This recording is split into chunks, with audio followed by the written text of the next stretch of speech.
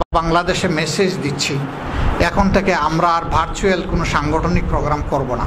আলহামদুলিল্লাহ, সব বন্ধ। এখন সকল প্রোগ্রাম হবে সশরীর উপস্থিতিতে ইনশাআল্লাহ। ভার্চুয়াল প্রোগ্রাম কিছু আয়েশি অভিজাত কাপুরুষ তৈরি করে, আমরা ওইটা চাচ্ছি না। আমাদের ঝুঁকিপূর্ণ মহান বিপ্লবের জন্য সাহসী, পরিশ্রমী, দক্ষ, আন্তরিক সেনাবাহিনী আমাদের প্রয়োজন। আর এইটা সৌবত ছাড়া কখনো তৈরি হওয়া সম্ভব নয়।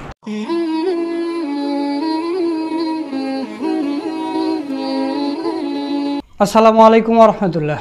সুপ্রিয় দর্শক, কিছুদিন আগে ভোলায় একটা রোকন সম্মেলন অনুষ্ঠানে প্রধান অতিথির বক্তব্যে আমিরে জামাত ডক্টর শফিকুর রহমান বলেন যে আমরা এখন থেকে আর কোনো ভার্চুয়াল বৈঠক করব না, এখন যা হবে সরাসরি সশরীরে।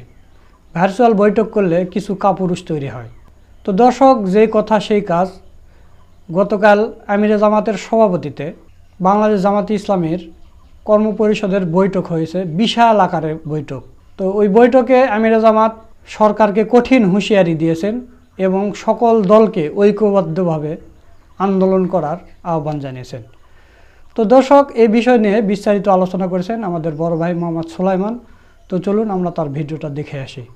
জরুরি সিদ্ধান্ত নিয়ে জরুরি প্রস্তাব গ্রহণ করে জামাতের কেন্দ্রীয় কর্মপরিষদ বৈঠক থেকে জাতির উদ্দেশ্যে, জনগণের উদ্দেশ্যে জামাত ইসলামী জরুরি আহ্বান জানিয়েছে। সবাইকে ঐক্যবদ্ধ হয়ে দুর্বার আন্দোলন করার আহ্বান জানিয়েছে। দর্শক, আপনারা জানেন সাম্প্রতিক জামাতের রাজনীতির ইতিহাসও একটা নতুন ডেভেলপমেন্ট, যে পূর্ণাঙ্গ কেন্দ্রীয় কর্মপরিষদ বৈঠক জামাত অনুষ্ঠিত করতে পেরেছে, যেখানে সব সদস্যরা উপস্থিত ছিল এবং আমিরে জামাতের সভাপতিত্বে জামাতের সেক্রেটারি জেনারেলের সঞ্চালনায় সেখানে গুরুত্বপূর্ণ কিছু প্রস্তাব গ্রহণ করা হয়েছে, জরুরি কিছু সিদ্ধান্ত নেওয়া হয়েছে এবং জরুরি কিছু আহ্বান জানানো হয়েছে। এটা আমরা জাতিকে জানিয়ে দিতে চাই, ছড়িয়ে দিতে চাই এবং আপনাদেরকেও আমরা অনুরোধ করবো, আহ্বান জানাবো, জামাত ইসলামীর আহ্বানকে আমাদের এই বক্তব্য শেয়ার করে জনগণকে জানার সুযোগ করে দিন, ছড়িয়ে দিন। জামাত আমাদেরকে এটা পাঠিয়েছে প্রচার করার উদ্দেশ্যে। এটা তেমন কোনো বিশ্লেষণ নয়, জাতিকে আহ্বান, জনগণকে আহ্বান, জনগণকে জামাতের আহ্বানে জাগিয়ে তোলার চেষ্টা। এবং আমরা এই আলোচনার আগে আবারও বলিনি, জামাত ইসলামীকে বাদ দিয়ে বাংলাদেশের রাজনীতিতে কোনো কার্যকর টেকসই সমীকরণ হতে পারে না। জামাতকে বাদ দিয়ে কোনো আন্দোলন সফল হতে পারে না, হবে না। সাফ কথা। জামাত সাফ জানিয়ে দিয়েছে তারা কি করবে, কঠিন বার্তা সরকারকেও দিয়ে দিয়েছে। কেন্দ্রীয় কর্মপরিষদ বৈঠক অনুষ্ঠিত, জাতিকে বর্তমান সংকট থেকে উদ্ধার করার জন্য সকলকে ঐক্যবদ্ধ আন্দোলন গড়ে তোলার আহ্বান। বাংলাদেশ জামাত ইসলামীর কেন্দ্রীয় কর্মপরিষদের এক বৈঠক সংগঠনের আমির ডাক্তার শফিকুর রহমানের সভাপতিত্বে অনুষ্ঠিত হয়। বৈঠকে দেশে বিদ্যমান পরিস্থিতি নিয়ে বিস্তারিত আলোচনা করা এবং আলোচনা করে নিম্নোক্ত প্রস্তাব গৃহীত হয়।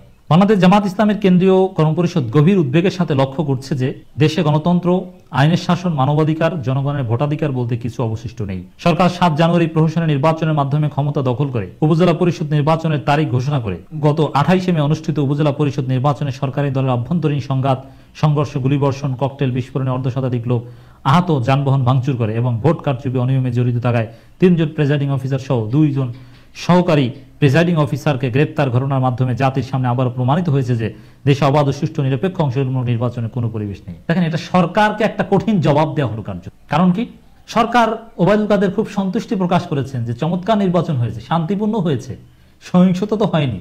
কিন্তু জামাত একেবারে তথ্য প্রমাণ সহ দেখিয়ে দিয়েছে, জামাতের কর্মপরিষদ, যে আসলে সহিংসতা হয়েছে, বিশৃঙ্খলা হয়েছে, সব হয়েছে। কোনো অ্যাঙ্গেল থেকে এটা গ্রহণযোগ্য বা মোটামুটি কম্পারেটিভলি কোনো ফ্রি ফেয়ার নির্বাচন নয়। দলিল দিয়ে জামাত বুঝিয়ে দিয়েছে, জবাব দিয়েছে ওবায়দুল কাদেরকে, আওয়ামী লীগকে। সরকার বলেছিল যে উপজেলা নির্বাচনে মন্ত্রী, প্রতিমন্ত্রী ও এমপিগণ তাদের নিকট আত্মীয়দের উপজেলা পরিষদ নির্বাচনে প্রার্থী মনোনীত করতে এবং নির্বাচনে প্রভাব বিস্তার করতে পারবেন না। কিন্তু 8 মের উপজেলা পরিষদ নির্বাচনে মন্ত্রী, প্রতিমন্ত্রী এবং এমপিদের পরিবার পরিজন, আত্মীয় স্বজনদের ব্যাপকভাবে নির্বাচনে অংশগ্রহণ করেছে এবং জাতীয় সংসদে ডামি নির্বাচনের মতো উপজেলা নির্বাচনে আরেকটি ডামি নির্বাচনের আয়োজন করে নিজেদের প্রার্থী বিজয়ী ঘোষণা করা হয়েছে। এ থেকে স্পষ্টভাবে প্রতীয়মান হচ্ছে যে আওয়ামী লীগ সরকার অধীনে কোন নির্বাচনই অবাধ, সুষ্ঠু ও নিরপেক্ষ হতে পারে না। কঠিন জবাব দেওয়া হয়েছে জামাতের পক্ষ থেকে। এবং এমপি মন্ত্রীদের স্বজনরা তো অংশগ্রহণ করেছেই, বরং আওয়ামী লীগ নাকে খত দিয়ে এমপি মন্ত্রীদের স্বজনদের নির্বাচনে অংশগ্রহণ করতে নিষেধ করার সিদ্ধান্ত থেকে ফিরে এসেছে। এটা প্রধানমন্ত্রীর সিদ্ধান্তের পরাজয়। কেন্দ্রীয় কর্মপরিষদ দৃঢ় অভিমত ব্যক্ত করেছে যে কেয়ারটেকার সরকার অধীনে অবাধ, সুষ্ঠু ও নিরপেক্ষ নির্বাচনের মাধ্যমে জনগণের ভোটের অধিকার সরকার প্রতিষ্ঠা ব্যতীত দেশে সুষ্ঠু নির্বাচনে কোনো পরিবেশ তৈরি হতে পারে না, সাফ জামাত জানিয়ে দিয়েছে।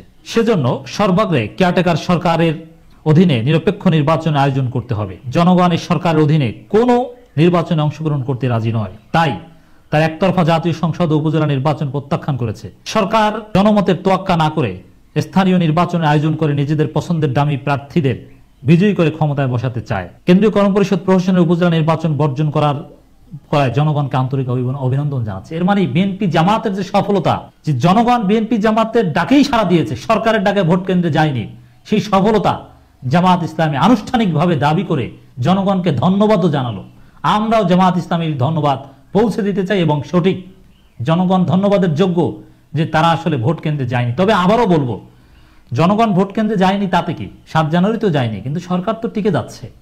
এর মানে জনগণ যে ভোট কেন্দ্রে যায়নি সেটাকে বিএনপি জামাতকে সঠিকভাবে রাজপথে ব্যবহার করতে হবে আওয়ামী লীগের বিরুদ্ধে।